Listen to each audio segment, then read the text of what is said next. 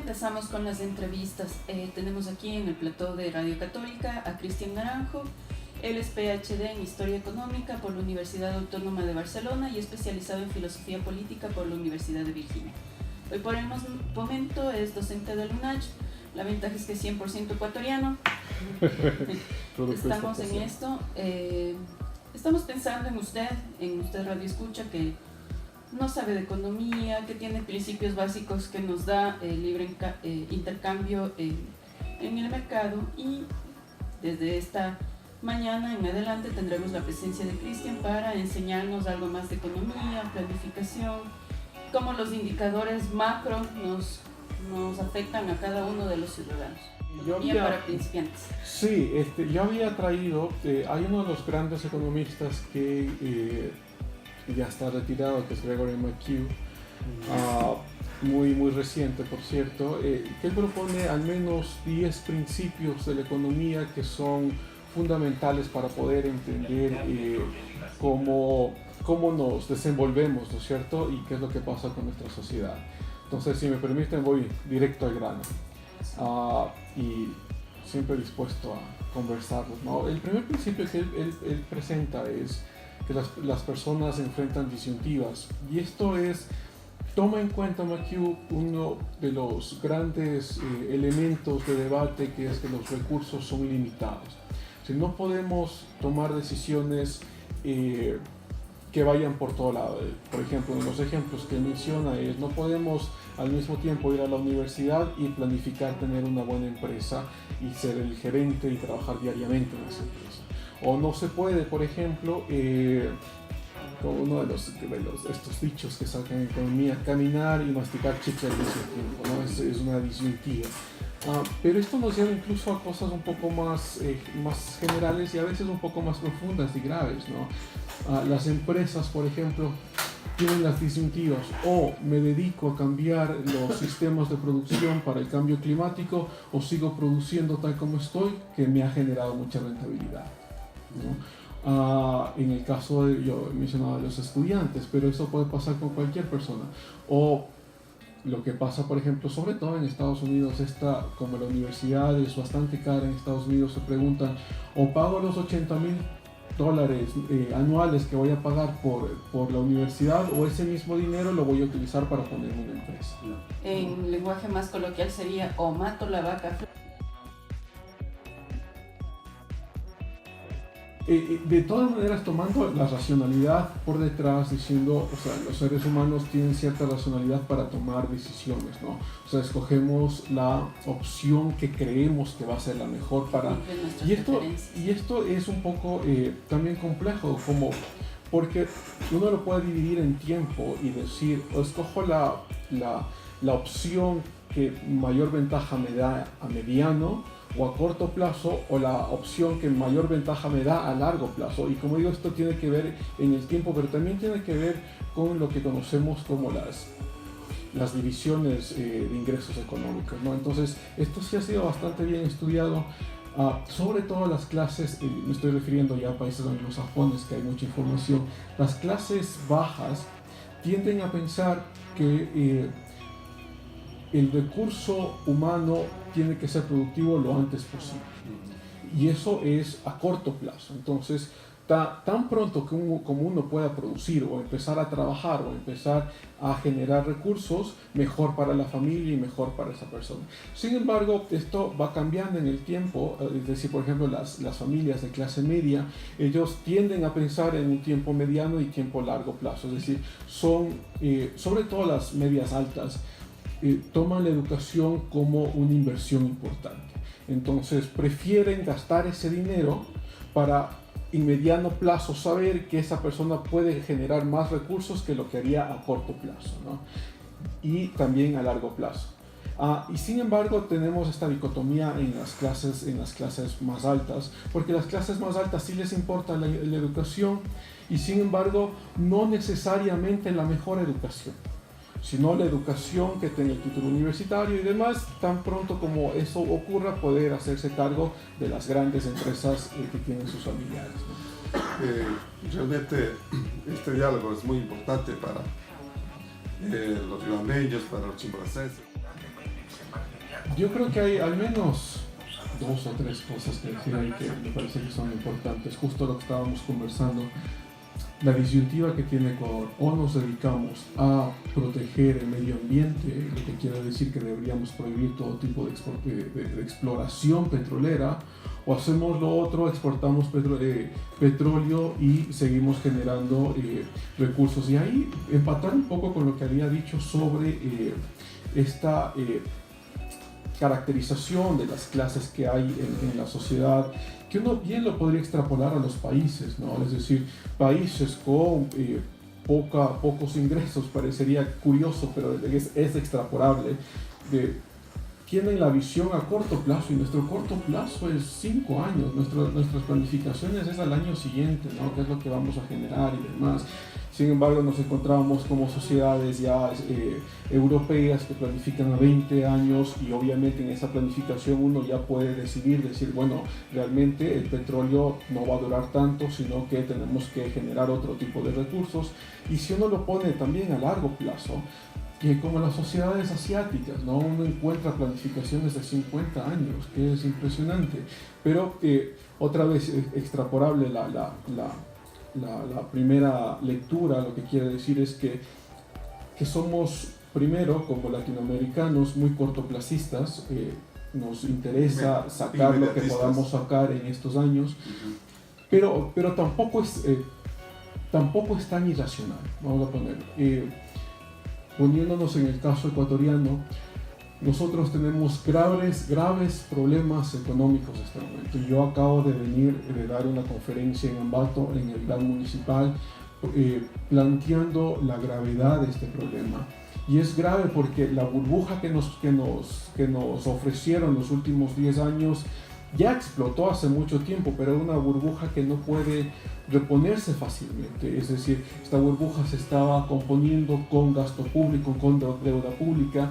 Y claro, cuando esa deuda pública y ese gasto público empieza a reducirse, no es que inmediatamente la industria privada puede colaborar para generar mucho tiempo, y los procesos de industrialización toman décadas, ¿no?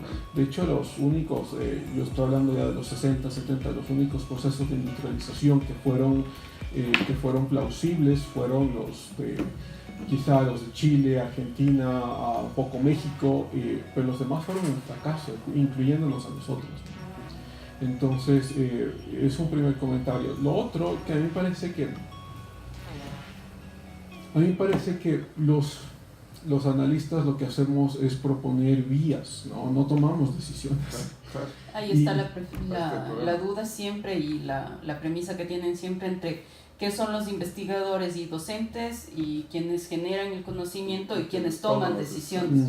Normalmente quienes toman las decisiones son los que finalmente van a ser los responsables del declive, el triunfo y todo lo demás, pero siempre la academia no puede estar alejada de la toma de decisiones. Y a veces quienes toman decisiones suelen ser oídos sordos. Y no tiene la formación adecuada también. Y no tiene que ver con la formación, sino con la capacidad de saber escuchar. Y a mí me parece, porque yo en los últimos 10 años, con este periodo del Correato, muchos de mis compañeros entraron al gobierno de Correa. Y a mí siempre me recordaba esta ilusión que hace Hannah Arendt sobre el cambio de estructura de moralidad durante el régimen nazi, ¿no? Y cuando, por ejemplo, estaba presenciando el juicio de Eichmann, cuando fue sustraído de Argentina y lo llevan a los juicios de Nuremberg, algo que era muy preponderante era que habían puesto en esta estructura jerárquica de valores como primer principio el ser fiel al Führer, ¿no? Y después de ser fiel al Führer, todos los otros valores se sometían a ellos, ¿no? Y creían realmente, o sea, Hannah Arendt creían realmente que eran éticos en esta nueva estructura de valores que se cambió, ¿no? Entonces, a mí yo tiendo a pensar que también muchos de los que entraron al Correato se generó esta estructura corporativa, por eso el corporativismo para mí es peligroso, corporativa, política, de que lo que valía era lo que decía el Führer y lo demás era moralmente aceptado, ¿no? Y uno encuentra, no voy a decir nombres, pero uno encuentra casos sorprendentes, ¿no? Casos de personas que antes del correato eran muy fuertes en contra de lo que después aceptaron, ¿no? Muy fuertes en contra de la persecución, muy fuertes en contra de esta idea de imposición de una política y luego se sometieron completamente al otro fin. Para la ¿no? ciudadanía, ¿qué implica? Se ha hablado de un giro a la derecha, ¿no? En el Ecuador en temas económicos. Yo leo eso con un mayor detenimiento porque no todos los valores del último presidente que tenemos en funciones son tan de derecha y liberales. Yo creo... ¿Eso qué significa para la sociedad? Decir dos aspectos, ¿no? Lo uno, yo había observado en el correato que la mayoría de los funcionarios, ministros, viceministros, asesores, etcétera, era gente, la mayoría de ellos con una buena formación académica, como tú decías, inclusive con un profundo análisis y con una decisión muy clara de las cosas. Pero realmente esta nueva visión de la falsa ética, podríamos decir, de que todo el mundo tiene que obedecer a lo que diga Correa. Entonces cambiaron sus decisiones, ¿no? O sea, no expresaron lo que realmente sentían en su interior y en sus conocimientos, sino que iban no tomando decisiones, sino cumpliendo las disposiciones. No había decisiones, sino disposiciones. Y esto realmente trajo consecuencias gravísimas a la economía del país y a la democracia ecuatoriana, por un lado, ¿no? Pero también, por otro lado, habían algunos ministros que realmente estaban ahí no por su formación académica. Por eso yo decía, mucha gente no tenía la formación académica para ese puesto, sino simplemente eran los peones de Rafael Correa y nada más, ¿no? Entonces, a mi modo de ver, yo creo que el gobierno actual aparentemente como que se ha inclinado porque Correa no estaba inclinado hacia la izquierda, simplemente era la visión de él se creía el príncipe, el rey, el dios, absolutamente. Moreno, frente a la situación crítica económica que tuvo que enfrentar, tuvo que recibir, desesperado porque no tiene finanzas, no tiene los recursos para poder pagar sueldos, tiene que hacer créditos todos los meses. Entonces, desesperado, se quiere inclinar, se quiere apoyar a la empresa privada, pero como tú decías, la empresa privada no puede dar soluciones inmediatas, simplemente tiene que recomponer la parte técnica, maquinaria, una serie de cosas, ¿no? Entonces yo sí pienso que es importante abrir el horizonte de todos los sectores, economistas, profesionales, investigadores, políticos, pero con una verdadera responsabilidad nacional, patriota, que piense en apoyar en la salida de esta crisis, porque no es una crisis falsa, es una crisis fácil, es una crisis muy honda que nos puede llegar realmente a consecuencias muy graves. Gracias. Yo, primero, sobre el primer comentario, yo creo que si es que hay un giro supuesto a la derecha, me parece que es quizá viéndolo un poco más de forma lógica, es un giro a la lógica. El giro es por fin a la racionalidad del mercado, porque los intentos de imposición, de cambio de mercado han resultado en producción nefasta, ¿no? O sea, tenemos el intento de la China comunista de Mao, se produjeron 40 millones de muertos. En el intento socialista de la Unión Soviética se produjeron 60 millones de muertos, muchos de ellos de hambre, ¿no? Sobre todo del 31 al 32 en Ucrania, alrededor de 1.5 millones de personas mueren de hambre, ¿no? Entonces, vamos a pedir a Cristian que interrumpamos un ratito la...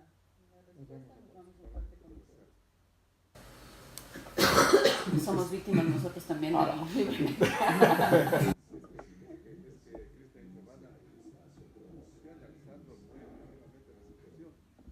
No Es que hay un giro a la izquierda o a la derecha. Es la desesperación, de este gobierno, ¿no? Como tú decías, bien dicho, de racionalizar el desesperación. tema. Por eso resulta que más que planificación se huele a desesperación. Claro, nada más. Para mí Moreno no tiene claro ¿A dónde? el panorama económico. El político es más o menos claro, Claro. pero el económico está bastante perdido. Claro que sí. Y, Esa va a ser la segunda pregunta. sí, Y no está tiene, bien, porque claro, y ya- no tiene el equipo que le pueda ayudar, pues. Es Claro, que el es equipo que tiene. a mí me parece que, claro, a mí me parece que ¿Cuáles son los equipos que, yo por ejemplo, como es el ministro Martínez, Richard Martínez, o sea, no le veo. Es que detrás de Richard Martínez está toda la Cámara de Industria y de Comercio. Claro. pero incluso si es que fuese así, mira, yo creo que dos cosas. Para mí el problema no está donde dicen que está. Primero, para mí, muy personalmente, para mí el problema no es fiscal. Ese es uno de los síntomas. Para mí el problema es monetario. No porque debamos cambiar de moneda, sino que es monetario y no le han puesto atención a la moneda, que es lo importante acá. Para mí ese es el problema. Entonces, como no están viendo el problema, sino solo el síntoma, están tratando de recomponer el síntoma, que es fiscal. Entonces, eliminamos Condonación de deudas. y claro, y eliminamos centro, eliminamos presupuesto, lo que va a pasar para el próximo año. En las universidades nos quedamos también sin menos ingresos, y eso obviamente repercute en los empleos, ¿no? Pero para mí el problema es económico. Si es que yo había ya en algunas conferencias dado, pero no me presta mucha atención. Pero si la masa monetaria crece, esto está muy bien comprobado en la teoría monetarista. Si la masa monetaria crece, la gente tiene más dinero, lo que quiere decir que va a gastar más, y si gasta más, la producción incrementa, y si la producción incrementa, Claro. las empresas Es necesitan decir, contratar más personas. Es el círculo económico, ¿no? Entonces el problema no es fiscal, la parte fiscal es simplemente el síntoma del problema. El problema es monetario, y si es que, tengo acá los datos, como estamos viendo, si la masa monetaria se sigue reduciendo, si hay, yo digo reduciendo porcentaje 5 o 10%, ¿no? Que son altos. Si hay un gran riesgo de que nos lleven a desdolarizar, y eso sería catastrófico, ¿no? Pero yo digo, Ese sería el camino que tú le ves, ¿cómo está? para mí ahí está el problema, porque la parte fiscal a la final botas todo lo que quieras echar al desempleo, solucionas la parte fiscal y el problema sigue vigente. Claro, es que es así. Porque no hay. A mí me parece que hubiera sido mejor que Jaime Carrera en el Ministerio de Finanzas. Pero Jaime Carrera también es muy fiscalista, ¿eh? O sea, también ve los números del gobierno como problemas fiscales. De hecho, no he escuchado a nadie que sea monetarista, ¿no? Hasta ahora honestamente a nadie he ¿Cuál es el escuchado. problema de basarse solo en el tema del monetarismo? O sea, el problema es que estamos en una moneda rígida. Ya. Por eso la teoría monetarista es importante, porque esto se vio en los 29 y 30, la Gran Depresión, que teníamos el patrón oro. Entonces ya hay evidencia de esto. El patrón oro funciona también como un régimen monetario fijo. O sea, tanto oro podías circular tanto dinero. Si querías más moneda, tenías que tener más oro. Entonces era muy rígido el sistema. Viene la Gran Depresión, se destruyen las empresas anglosajonas, entonces nosotros también exportamos menos, se reduce el tamaño, las reservas de oro, lo que quiere decir que teníamos que reducir necesariamente la circulación de dinero. ¿Y qué es lo que nos llevó a eso? Era el febrero del 32 a cambiar de patrón. O sea, dejamos de lado el patrón oro, decimos no queremos el patrón oro, vamos a circular monedas como queramos. Y los 2 años siguientes fueron inflaciones altas, 34% en promedio. Entonces, y 34 es una monstruosidad, ¿no? Nada comparado con Venezuela. Eso es 700.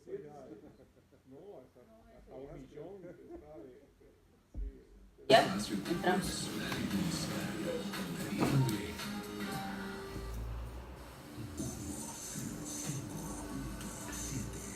Entonces, noción del tema de la política monetaria. Cortémoslo y porque a la gente se cortó. Mejor hagamos lo que hicimos entre... Ya. Ya.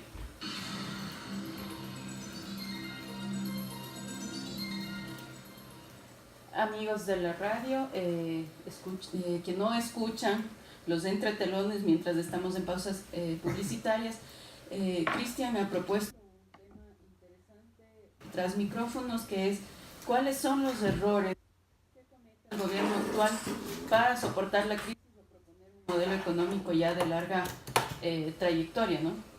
Sí, yo había mencionado que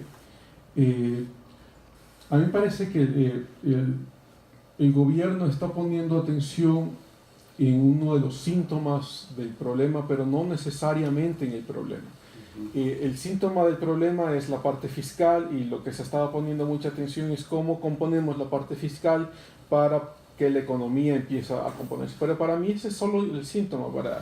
Desde mi punto de vista, el problema radica en la moneda, y esto yo había mencionado la teoría monetarista un poco de Friedman, que tiene que ver con el patrón rígido que tenemos de moneda, que es el dólar. Lo que quiere decir es que, voy a ponerlo así, la masa monetaria es toda la circulación, hay muchas variables ahí, pero en términos muy generales, la circulación que tiene Ecuador durante un año. Si la masa monetaria se reduce, quiere decir que la gente tiene menos dinero, lo que quiere decir que comprará menos, lo que quiere decir que a los productores les queda, para seguir subsistiendo, les queda solo la opción de reducir los precios de lo que están vendiendo, y como están ganando menos, les quedan dos opciones: o bajan los salarios o despiden a sus trabajadores. Por cuestiones legales, en todos los países no hay en la mayoría de países no hay cómo reducir los salarios porque son derechos adquiridos, entonces mandan al desempleo. Y toda la cadenita se convierte entonces en una cadena muy lógica, ¿no? Entonces llegamos al principio, ¿cuál es el problema? El problema es la masa monetaria, que la masa monetaria se está reduciendo, entonces tenemos que incrementar la masa monetaria para que haya más dinero, para que la gente tenga más dinero, para que pague más impuestos, y simultáneamente la parte fiscal se compondría. No tengamos que hacer ¿no es cierto? revisiones. Exacto, o lo que estamos haciendo, reduciendo el tamaño del Estado, ¿no? y demás. Entonces, la pregunta siguiente sería, ¿cómo aumentamos la masa monetaria? Y para mí, al menos, parece que son claro cuatro opciones, ¿no? La deuda pública, que ya no podemos toparla, o sea, no podemos endeudarnos más. La inversión extranjera directa, que realmente no tenemos, ya les voy a mostrar las cifras, estamos entre 3.000 y 4.000 millones de dólares, variando dependiendo del año. Las remesas, que eso no se mueve, o sea, sigue más o menos en promedio de 2.000 millones de dólares. No podemos seguir pidiendo a los migrantes que manden el doble para que compongamos la parte económica de Ecuador, y las exportaciones. Entonces, de estas cuatro, realmente las que sí puede manejar el gobierno son dos: la inversión extranjera directa y las exportaciones. Yo me había alegrado mucho cuando escuché, creo que fue hace 2 o 3 meses, que el gobierno había ido con un portafolio de inversiones a Japón por 37.000 millones de dólares, y el discurso sonó bien. Yo estuve alegre, yo pensé, quizá ya están viendo la causa del problema, pero quedó ahí. Hasta ahora no tenemos por lo menos noticia de que realmente ese portafolio funcionó. Y luego escuchamos hace una semana